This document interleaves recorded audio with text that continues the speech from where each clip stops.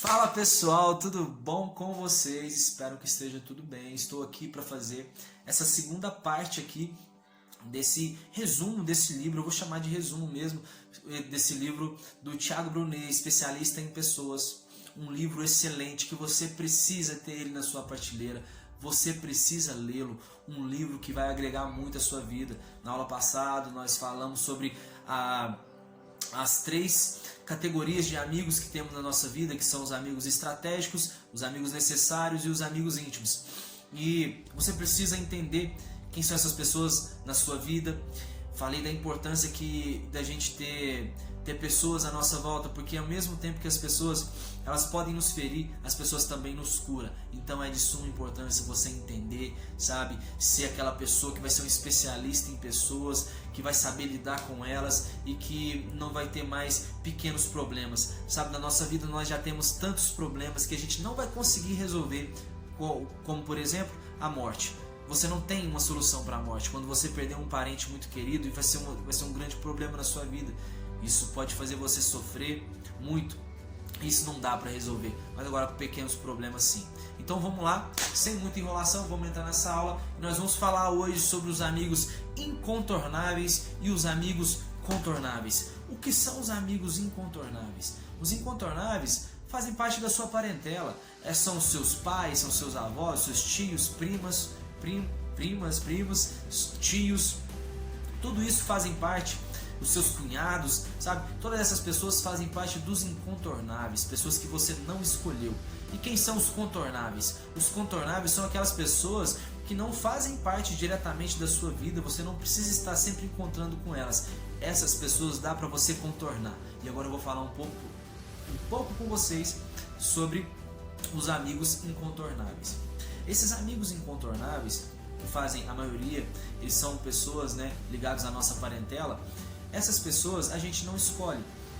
Então imagina, quando você veio ao mundo, você escolheu os pais que você queria ter? Você não escolheu. Os seus pais escolheram quais filhos eles iriam ter?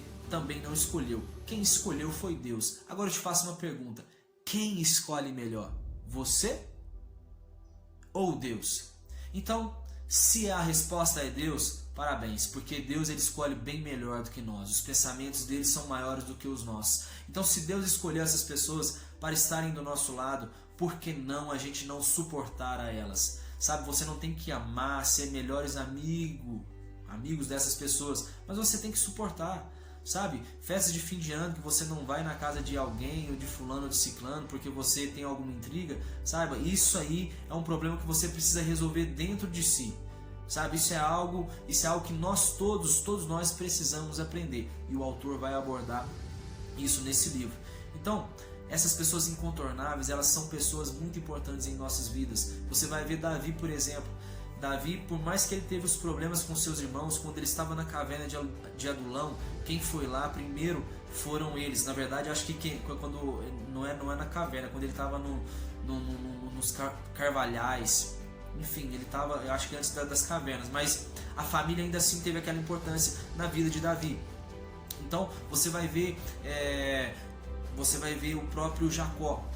Jacó ele entendia isso, sabia que a família era algo muito importante na vida dele, tanto é que o irmão dele vende a bênção da primogenitura para ele. Isso gera uma intriga tremenda. A mãe dele manda eles para a terra do seu tio Labão, e lá ele vai se casar com Lia, depois ele se casa com Raquel. Isso passa 14 anos, depois mais 6 anos ele vai estar trabalhando ali para o seu sogro Labão. Então ele tem um problema com o seu sogro, mas ele suportou ele durante muito tempo. Sabe, ele teve esse problema com ele, mas ele suportou ele durante muito tempo. Agora, Jacó, ele saiu da sua terra, agora ele tem esposa e ele tem riquezas. Então ele não precisava ir até o irmão dele, Esaú, para poder resolver um problema passado. Para que fazer isso? Pois o cara estava rico e ainda tinha esposas.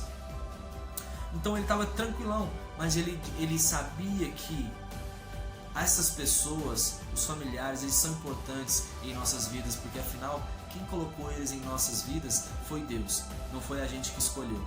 Então, ele vai ter encontro com o irmão e ele se reconcilia ali com ele, e isso prova para nós como essas pessoas elas são são assim, são pessoas que elas vão agregar em nossas vidas, são pessoas que vão nos fazer crescer. Essas pessoas são os incontornáveis e não tem como você querer fugir dessas pessoas. Sabe por quê? A gente escolhe muitas coisas em nossa vida, como por exemplo, você escolhe a esposa com quem você quer casar, você escolhe a casa que você quer morar. Aliás, você escolhe a esposa que você quer casar, mas você não escolhe os seus cunhados.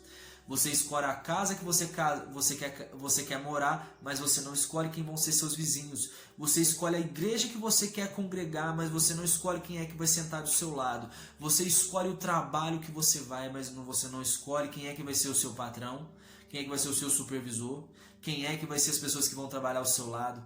Então essas pessoas se tornam incontornáveis, sabe? Não tem como você contornar elas. Enquanto você estiver próximo ali dela, você tem que saber lidar com o seu vizinho, com o irmão que está na sua igreja. Todas essas pessoas são os incontornáveis. Agora também existem os contornáveis. Os contornáveis, quem são essas pessoas? Imagina que você está precisando comprar algumas verduras no supermercado. E quando você chegou nesse supermercado, a atendente ali te tratou muito mal. Então, ela te tratar muito mal, você poderia muito bem requerer seus direitos e dizer assim, olha, eu quero que tire essa menina desse caixa porque ela me tratou mal. Você pode fazer tudo isso, requerer os seus direitos, mas agora você também pode contornar essa situação. Fazendo como? Troca de supermercado. Provavelmente na sua cidade ter outro supermercado, outro lugar para você ir. Então, você precisa saber driblar essas pessoas. Porque, não sei se eu já falei isso aqui, a gente tem muitos problemas em nossas vidas que a gente não vai conseguir resolver.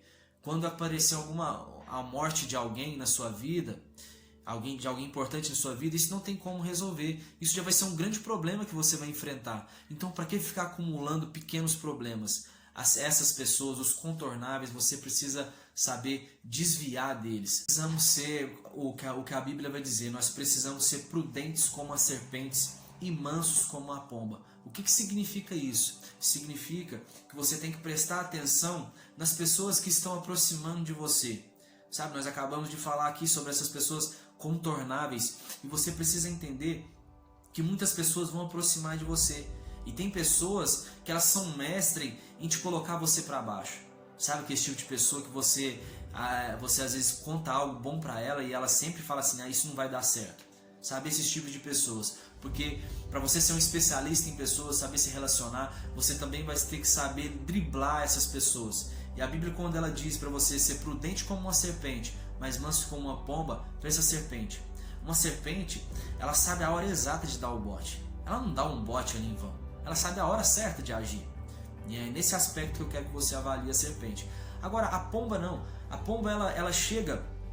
Se você colocar algum alimento ali para ela, ela chega até perto do seu pé, ou às vezes come até mesmo na sua mão, porque ela é mansa, mas um pequeno movimento que você fizer ali, ela já vai sair voando.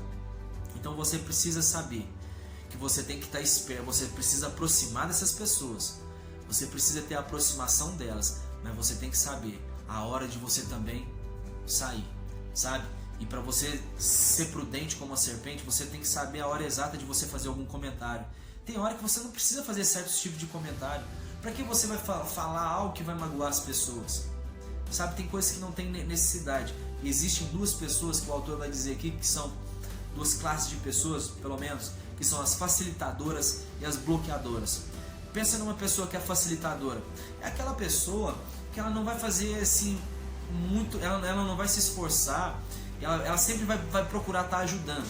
Ela sempre vai procurar estar sorridente, ela vai te apoiar em projetos, claro, né, que são projetos às vezes, projetos bons, que ela vê que é algo bom para a sua vida.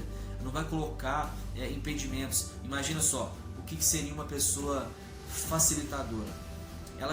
Você chega e fala assim, cara, eu tô lendo esse livro aqui, nossa, esse livro aqui é muito bom. E ela vai dizer assim, não adianta nada ficar lendo o livro não, pra quê? O que você vai aprender isso? O que você vai usar na sua vida? Sabe, você chegou falando ali de uma coisa tão boa, sabe, algo que você está aprendendo, cara. E não é porque você não gosta que você tem que simplesmente dizer que você não gosta disso. Esse é uma pessoa bloqueadora, na verdade. A facilitadora, ela vai te dizer, olha que coisa boa que você está lendo esse livro, nossa, você vai crescer muito. São pessoas que fazem, eu inverti aqui. Então são pessoas que fazem ali o seu dia melhor, pessoas que te colocam para cima. Agora tem pessoas que elas são bloqueadoras, que eu comecei, né, confundindo aqui, mas imagine uma pessoa bloqueadora, uma outra situação.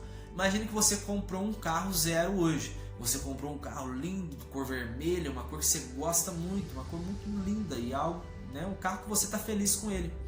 Uma pessoa que é bloqueadora, ela vai dizer assim para você: ih, mas isso aí não vende não. Esse carro aí, na hora de você vender, ó, nossa, você vai perder muito dinheiro. Cara, a pessoa tá feliz ali com algo que ela conquistou, mas a pessoa quer te colocar para baixo. As pessoas não conseguem, sabe? É um problema que elas têm com elas mesmas. Elas não conseguem ficar bem, não querem ver as pessoas felizes, sempre te colocando para baixo. Ah, mas você vai fazer, você está fazendo esse trabalho na igreja, ah não, isso não dá certo, eu já tentei fazer isso, ou não, eu tenho algo, eu tipo assim, não, sabe? Sempre te colocando para baixo, sempre te colocando para baixo, sempre algo que você quer fazer não vai dar certo, não te apoiam, sabe? Tem pessoas desse jeito, então você precisa identificar e driblar, sabe? Driblar essas pessoas. Outra coisa que o autor vai falar é sobre a inveja, sabe? Aqui nas nossas vidas, eu vi uma palestra, quero falar sobre isso primeiro, uma palestra do Augusto Cury, psiquiatra, né, e professor, palestrante. Augusto Cury, ele vai falar que ele estava numa palestra e ele fez essa pergunta, perguntou para as pessoas quem é que já se sentiu invejado alguma vez na vida. 95% das pessoas levantaram as mãos. Agora ele inverteu a pergunta: e quem é que já sentiu inveja alguma vez aqui na vida? Então, um número de pessoas, ninguém ousou levantar a mão, porque é fácil a gente sentir que as pessoas têm inveja da gente. A gente consegue assumir que a gente sente inveja e falar um pouco sobre isso, porque normalmente a gente se sente invejado, e a inveja ela não tem a ver com o que a outra pessoa tem e muito menos a ver com dinheiro. Se uma pessoa que inveja, ela não quer ter o que você tem, ela só quer que você não tenha, que a pessoa não tenha o que ela tem porque você não tem. Imagina uma pessoa que ela não tem felicidade. Se ela vê você feliz, ela não quer que você seja feliz porque ela não é feliz, ela não consegue sorrir com a vida. Entende? Tem muito a ver com isso. Ele vai falar de uma viagem que ele foi fazer à África. E normalmente, né, nesse vilarejo onde ele foi, tem muitos feiticeiros. E aí numa dessas conversas, ele foi, né, e soube que a maioria dos casos que esses feiticeiros atendiam eram de pessoas que iam até ele porque queriam, né, fazer algum feitiço para alguma pessoa que, né, ele achava que estava invejando ele. E nesse vilarejo lá só tinham pessoas que eram pobres, pessoas que não tinham mal o que comer, o que vestir, não tinha nada. Então, a partir desse momento, e o que o Thiago Brunet vai dizer no livro é que a inveja ela não tem a ver com dinheiro. A inveja tem a ver com o que eu vejo que a pessoa tem e eu não tenho. Eu não quero ter o que ela tem, eu simplesmente quero que ela não tenha mais aquilo. Ela não tenha mais felicidade. Sabe, existem muitas pessoas que elas vivem esses problemas em suas vidas. Elas conquistaram tantas coisas, ficaram à procura de bens materiais, independente da classe social. Acho que quem gosta mais de dinheiro é os pobres, não são os ricos. O rico falou em dinheiro, o pobre falou em dinheiro, nossa Deus, ele vira bicho. Quer, mas porque quer mesmo. Sabe, isso não são todas as pessoas. Não são todas as pessoas. Pessoas que não têm caráter. Sabe, são pessoas que simplesmente assim, elas não medem esforços para poder ter isso. Passam por cima de tudo. Porque na verdade o que elas querem enriquecer. Mas entenda que por mais lindo e bonito que seja o seu carro, ele nunca vai poder te dar um abraço, nunca vai poder dizer que ele ama você. Por mais linda que seja a sua casa, ela também não vai poder tecer palavras de amor a você. Por melhor que seja o seu conhecimento, você pode exaltar o seu conhecimento, mas o seu conhecimento nunca vai exaltar você. Então, sabe, entenda que nós precisamos investir em pessoas. O nosso investimento é em pessoas para que a gente possa ser feliz e para que a gente não fique amargurado e que esse sentimento de inveja venha entrar em nossos corações. Para falar você vai ver que Jesus, a obra que ele fez, os judeus eles entregaram Jesus por causa de inveja. Não foi porque por nada assim que, sabe, algo, olha, Jesus está querendo atrapalhar, talvez a gente. Na verdade, estava querendo atrapalhar, mas tipo assim, eles entregaram Jesus por inveja, porque eles não estavam conseguindo aquilo que Jesus estava conseguindo. E Jesus nem queria seguidores. Jesus simplesmente ele estava passando uma mensagem e as pessoas estavam se identificando. Afinal, Jesus tinha aquele monte de seguidores, mas no final só ficou 12. Então, assim, o foco dele, né, não era ter muitos seguidores, mas os fariseus da época, os religiosos da época se sentiram ameaçados, porque eles viram que aquilo que Jesus estava fazendo, sabe, cativava muito algumas pessoas. Era um grupo de 12 pessoas que estavam aprendendo algo ali excelente.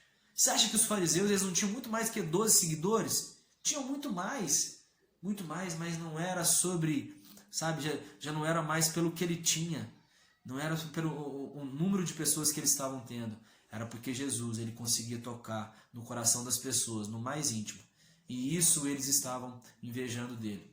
Então, para finalizar aqui agora, né, essa segunda parte desse resumo desse livro, espero que você tenha entendido aqui sobre quem são essa classe dos contornáveis e dos incontornáveis. Comece a entender quais os sentimentos que afloram em você. Não, né, entenda as pessoas que estão à sua volta, se elas são facilitadoras, se elas são bloqueadoras. E eu espero que você tenha aprendido com esse resumo, que comprem esse livro, vocês vão estar adquirindo. Eu não estou ganhando nada para isso, mas se vocês comprarem esse livro, vocês vão ter lendo uma grande obra. Eu tenho certeza que vai agregar muito na vida de vocês. Então, um abraço, fiquem com Deus e até a próxima.